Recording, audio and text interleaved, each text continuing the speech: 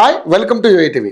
ఏపీలో కూటమి ప్రభుత్వం పాలన నేటితో ఏడాది పూర్తయింది. ఈ నేపథ్యంలోనే ప్రభుత్వం కీలక నిర్ణయం తీసుకుంది. ఎన్నికల్లో హామీలో ప్రకటించిన సూపర్ సిక్స్లలో ఒకటైన తల్లికి వందనం పథకం నిధుల్ని విడుదల చేసింది. 2024 ఎన్నికల మేనిఫెస్టోలో ప్రతి విద్యార్థికి 15,000 రూపాయలు ఇస్తామని ప్రకటించింది. మొత్తం 67,27,164 మంది విద్యార్థుల తల్లులకు 8,745 కోట్ల రూపాయలు జమ చేయనున్నారు.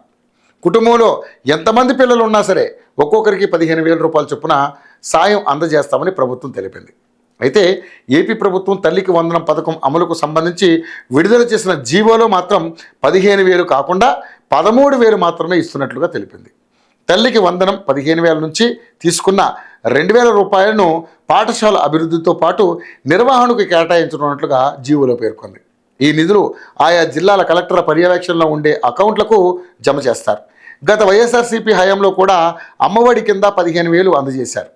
అప్పుడు కూడా ఈ 15,000లో పాఠశాల నిర్వహణ కోసం 1,000, మరుగుదొడ్ల నిర్వహణ కోసం 1,000 రూపాయల చొప్పున మినహాయించి మిగిలిన 13,000 రూపాయలు ఇచ్చారు.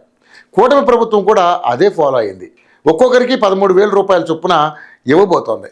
తల్లికి వందన పథకానికి సంబంధించి మార్గదర్శకాలను కూడా జీవోలో పొందుపరిచారు.